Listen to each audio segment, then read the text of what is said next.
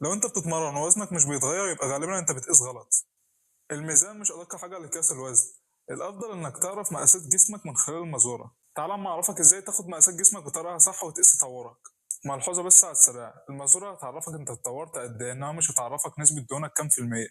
وبالنسبه للاماكن اللي احنا هنقيس من عندها هي 7 اماكن. اول مكان هو الرقبه، هنقيس من عند تفاحه ادم.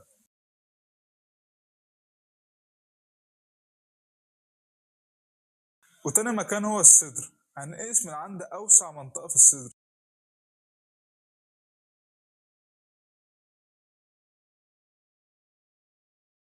تالت مكان هو الوسط، هنقيس من عند اضيق مكان عندك اللي هو فوق الحوض، او ممكن تقيس من عند السره.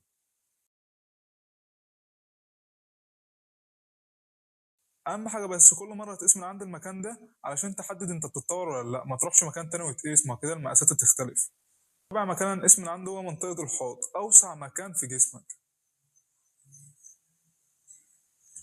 وخامس مكان هنقيس من عنده هو الفخذ، هنيجي عند اول عظمه ماسكه في الفخذ لحد الركبه، هنيجي في النص اكتر حته بارزه في الفخذ هنقيس من عندها.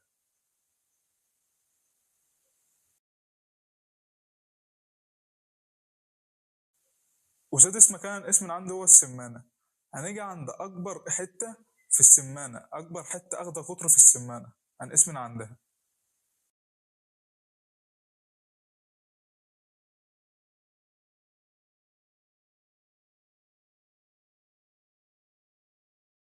وسابع مكان هنقيس من عنده هو البايسبس، عند منتصف الذراع وهنبدأ نقيس.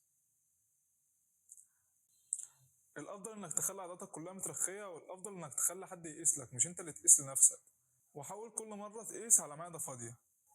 ولو عايز تعرف أنت بتتطور ولا لأ، ممكن تقيس تطورك كل أسبوعين تشوف أنت بتتطور فعلا ولا لأ. ولو المقاسات بتقل يبقى أنت ماشي صح حتى لو الميزان ثابت. طب ليه الميزان مش أفضل حاجة إن أقيس بيها تطوري؟ لأن بكل بساطة أنت لما بتتمرن وبتعمل نظام غذائي، نسبة الدهون بتقل عندك والعضلات بتزيد. فانت لما بتطلع على الميزان بيحسب لك الكتله كلها بتاعت جسمك، انما ما بيحسبلكش الدهون والعضلات. فاهم قصدي؟ ولو استفدت من الفيديو ما تنساش دعوه حلوه منك، وما تنساش الفولو.